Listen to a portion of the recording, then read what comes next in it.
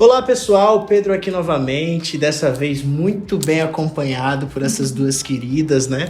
Professora doutora Clênia Toledo foi minha professora na graduação de avaliação psicológica e a minha querida colega, professora especialista Ana Paula Macedo. E hoje a gente vai falar sobre um assunto muito interessante que vocês têm cobrado há bastante tempo aqui no canal. A avaliação psicológica. Hoje nós vamos falar sobre isso e eu gostaria que vocês começassem falando um pouquinho sobre a avaliação psicológica na vida de vocês. Eu acho que a primeira coisa, né, é agradecer pelo convite e dizer que o Pedro Lucas é um fofo, é um gentleman. Há muito tempo, né, que a gente não tinha se encontrado. Seu celular.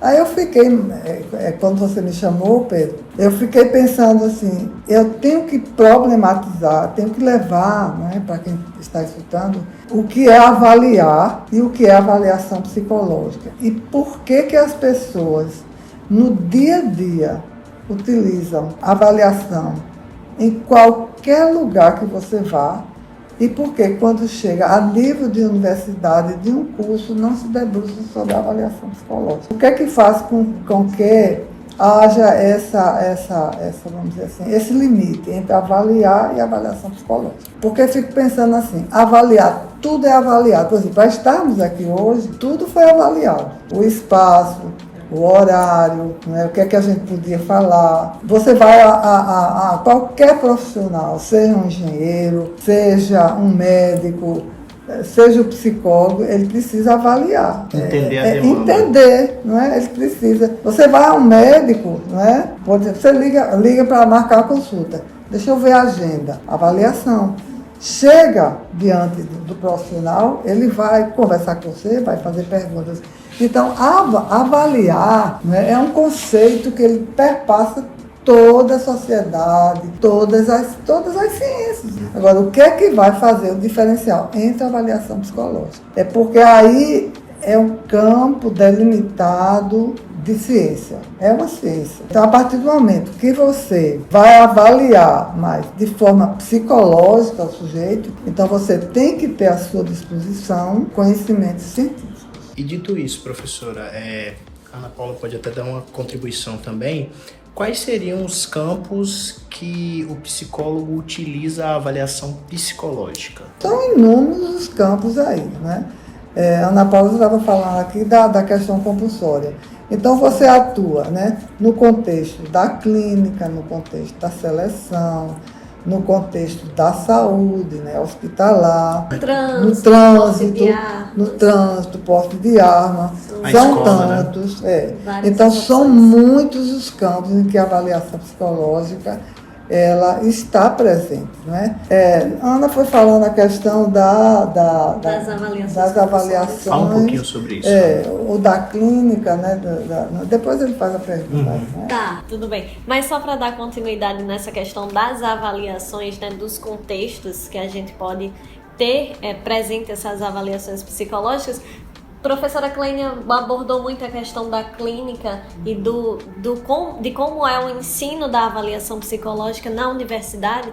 E aí eu trago também o outro lado dessas avaliações, que é onde a gente vê de forma mais frequente. Por exemplo, as avaliações compulsórias. E aí quando a gente fala em avaliação compulsória, é justamente a avaliação em que o candidato é obrigado, é exigido a fazer aquela avaliação para ter um resultado e posteriormente ter um benefício. E aí, se a gente pensa no exemplo mais comum de avaliação compulsória presente no nosso dia a dia, são as avaliações que são realizadas com os candidatos à obtenção da CNH. Então, eles precisam passar pelo processo de avaliação psicológica antes de iniciarem um processo de condução de um veículo, para que seja descoberto se ele tem as condições psicológicas mínimas necessárias para conduzir um veículo ou não. Então, assim, se ele escolhe não se submeter a esse processo de avaliação, ele não vai chegar à finalidade dele, que é justamente a obtenção da carteira de habilitação.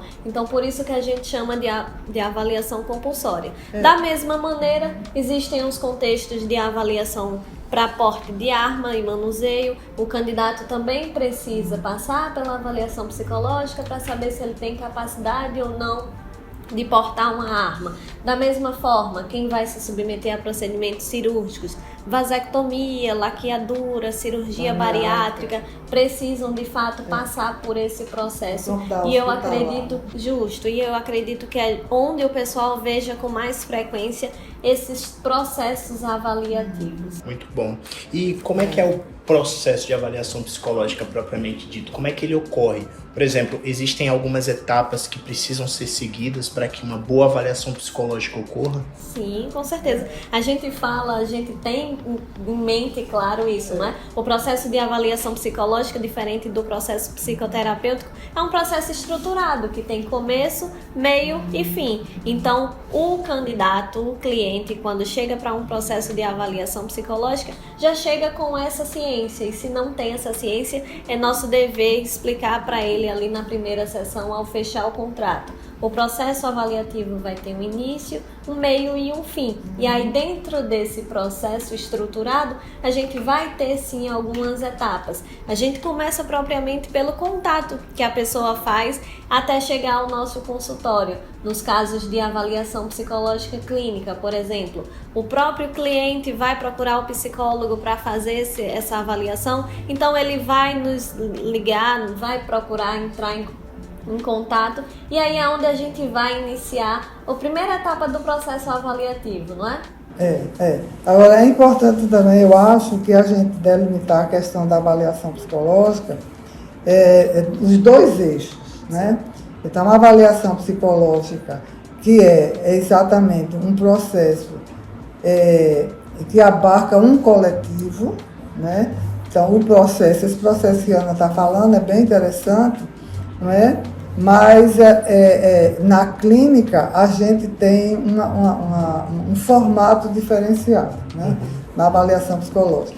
Então, assim, a gente pode dizer os dois grandes eixos, que é a avaliação psicológica psicométrica, né? Aquela métrica, aquela objetiva, matemática, né? Objetiva, né? Demonstrativa, onde os elementos eles precisam ser mostrados, né? De forma estatística, que é nomotético, né? O eixo nomotético, né? A gente já tem a linha ideográfica, que é exatamente aonde a avaliação se faz com o sujeito apenas, né? Então, uma coisa bem interessante que Marques, né, que é uma lusitana, né, uma autora lusitana, que ela vai dizer: a avaliação psicométrica, ela avalia a realidade do sujeito. Então, por exemplo, em trânsito, né? Quando você avalia várias pessoas, o grupo, né, Ana? Então, aí é o tipo de avaliação psicométrica, né? O tipo de avaliação nomotética. Então, se você faz um processo de forma individual, é ideográfico, onde você vai avaliar, examinar o sujeito psicológico. Como se fosse um estudo de caso. Aí é exatamente, a marca primordial aí é o estudo de caso, né? Que vai se diferenciar. Então, é importante. Então, é um campo, né, repito, amplo, né? Onde você pode se dedicar tanto a essa tipo de avaliação nomotética como ideográfica, né?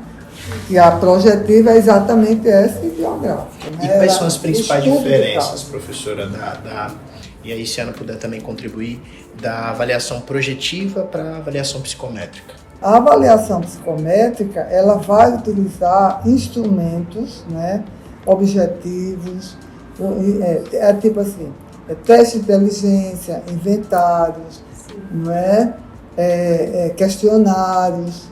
Que são que o Conselho aponta como as fontes fundamentais de informação, não é? São os instrumentos privativos ao psicólogo para que ele exerça a função dele e justamente chegue a esse diagnóstico através dos instrumentos, das técnicas e dos recursos que são próprios da nossa profissão. Porque é exatamente o que faz o diferencial, que no início eu quis problematizar, do que avaliar e avaliação psicológica, é exatamente a construção dos instrumentos, porque são provados, né?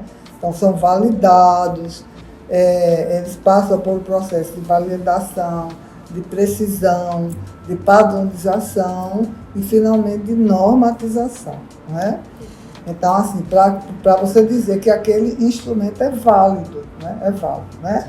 E aí, quando a gente, eu acho que é importante enfatizar, que quando a gente fala que um instrumento é válido, significa que o instrumento realmente vai medir aquilo que ele se propõe a medir. Então, se a gente tem um instrumento de inteligência, por exemplo, que é válido para avaliar crianças, significa que aquele instrumento passou por diversos estudos e que, de fato, ele vai medir a inteligência de crianças. Por isso que é muito importante também, quando a gente trabalha com essa área da avaliação psicológica no geral, estar atento justamente a isso, a normatização dos testes, se ele de fato é válido ou não para uso, e a questão da faixa etária, né? Se você tem em mente, eu vou atender uma criança, eu preciso usar instrumentos que sejam adequados para uso com aquela faixa etária e, além disso, justamente, usar esses instrumentos que pretendam avaliar e medir aquilo que está sendo demandado e pesquisado pelo processo de avaliação psicológica. É interessante isso que a Ana coloca, porque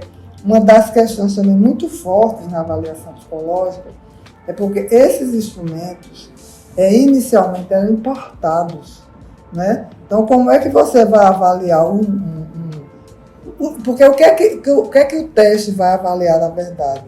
É um construto, né? Porque a psicologia, ela é difícil, porque você não pega de forma concreta. Então, não é uma ciência exata. Não é uma ciência exata, né? Aí daí toda a problematização, porque você infere aquilo ali, né? Você infere.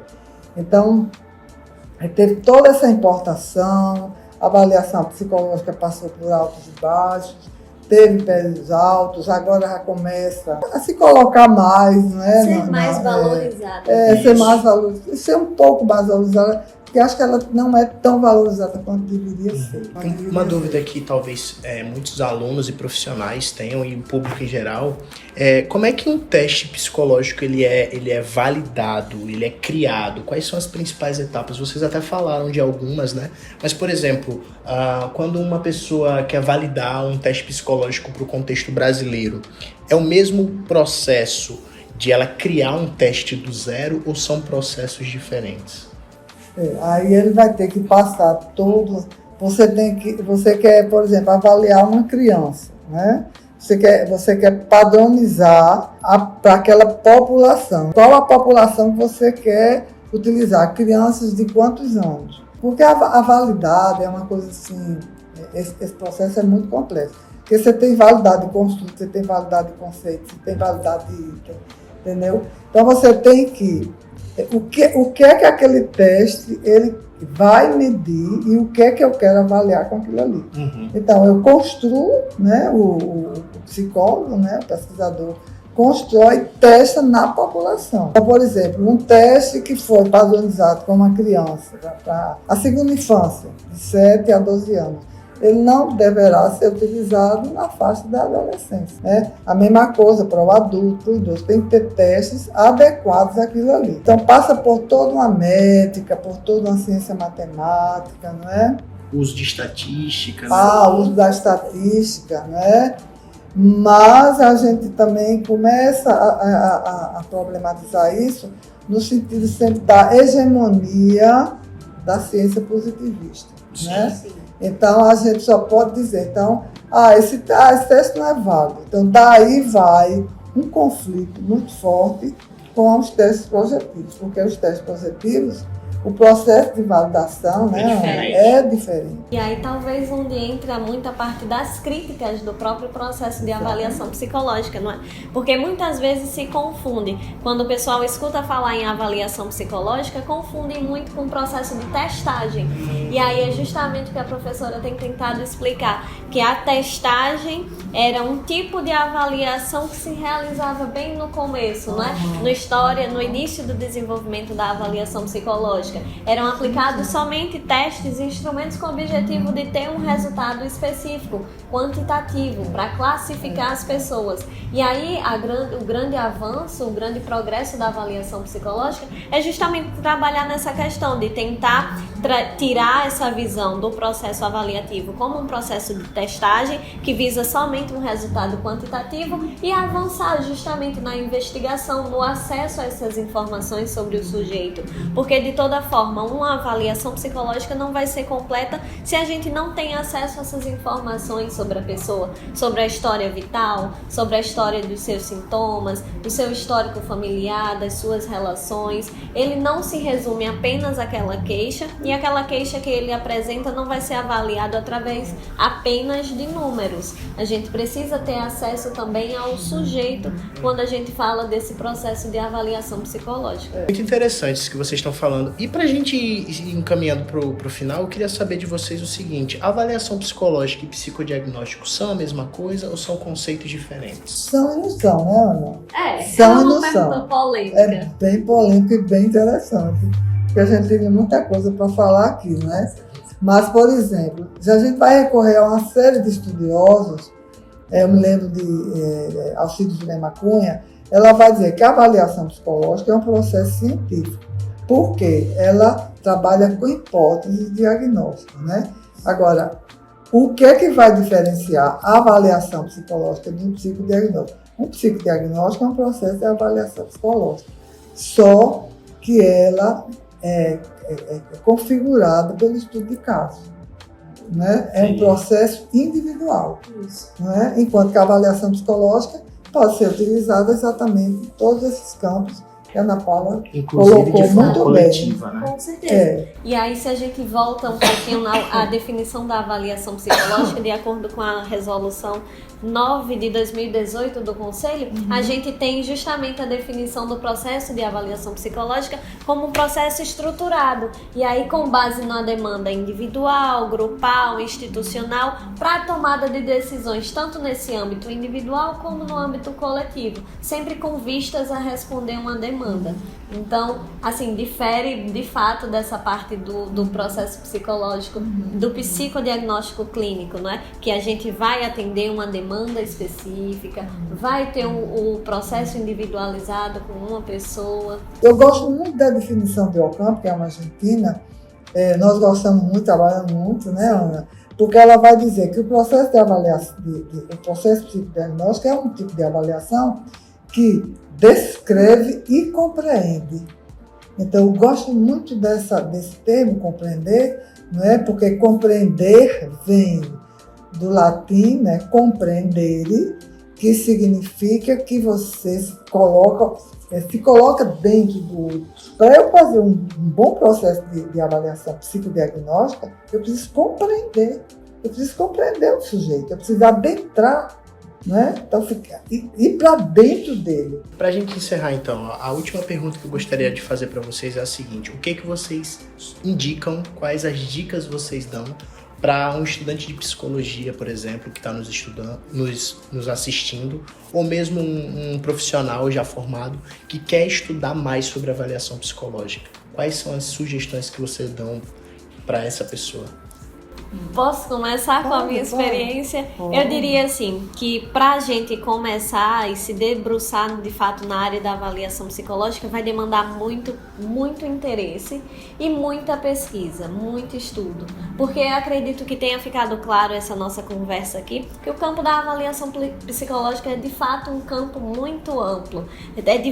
São diversas possibilidades que a gente encontra. Que estão perdendo. De fato. E aí a gente tem muita possibilidade de atuação. E aí só resgatando um pouquinho do início do vídeo para falar um pouquinho da minha trajetória também. Eu entrei na graduação, não sabia o que era avaliação psicológica, mas foi por volta do 5º período, quando eu tive contato com a professora Clênia e a disciplina de Métodos e Técnicas 2, que eu tive contato de fato mais profundo e mais próximo com essa avaliação psicológica, a princípio com essa avaliação psicológica clínica, o psicodiagnóstico. E aí eu tive contato e me despertou um interesse nessa área em específico, e foi por onde eu comecei a pesquisar e me interessar cada vez mais ao longo do curso.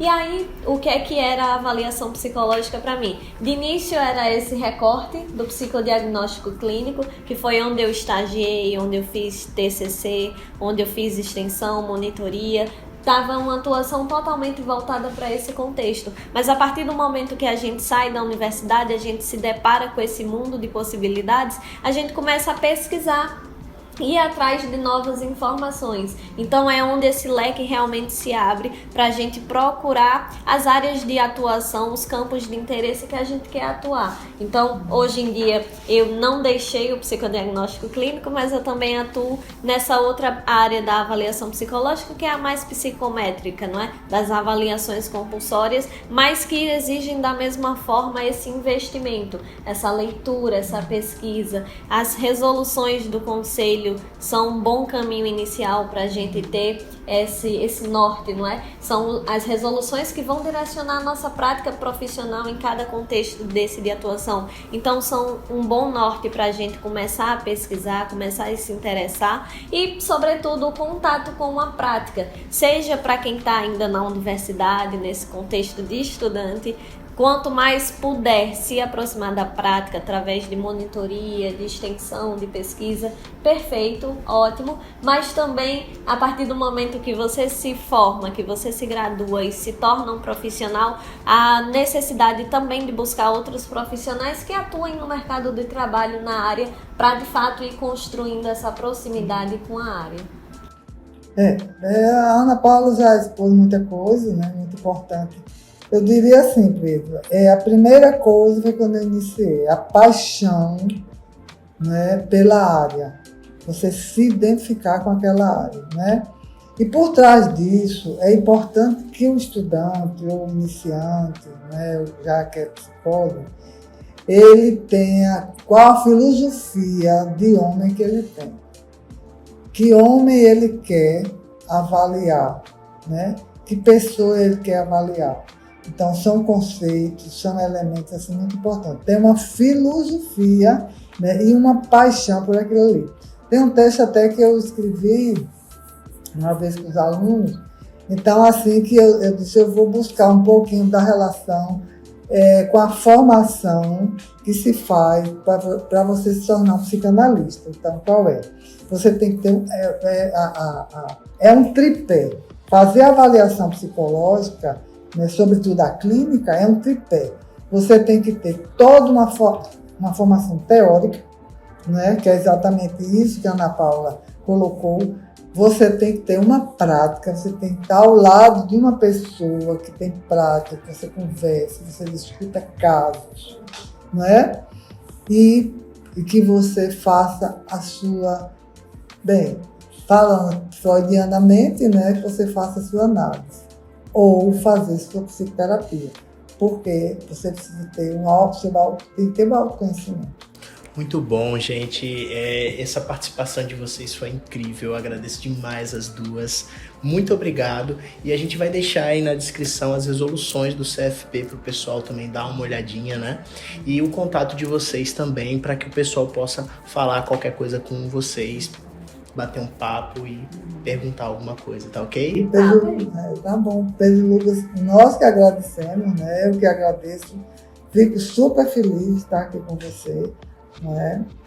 Espero ter contribuído com alguma coisa, né? Para os seus ouvintes e os que vêm também, né? Os inscritos. Os inscritos. É toda uma linguagem bem, né?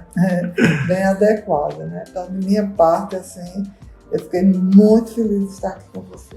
Igualmente, professora. Perfeito. Com a equipe também, né? Espero que nossa contribuição, nossa fala aqui nesse vídeo tenha de fato contribuído para que vocês conheçam um pouquinho de forma mais detalhada possível, mas assim, sem esgotar o assunto. O assunto aqui, como a gente deixou claro, não é? Ele se estende muito mais e é justamente essa paixão, essa procura que a gente tem que ter pra gente ir atrás desses assuntos, de aprofundar. Espero que daqui pra frente, depois de ver esse vídeo no canal, vocês tenham interesse em procurar cada vez mais e quem sabe nos ver aqui novamente, não é? Discutindo mais coisas. Pois é, pessoal, um grande abraço e eu encontro vocês na próxima semana.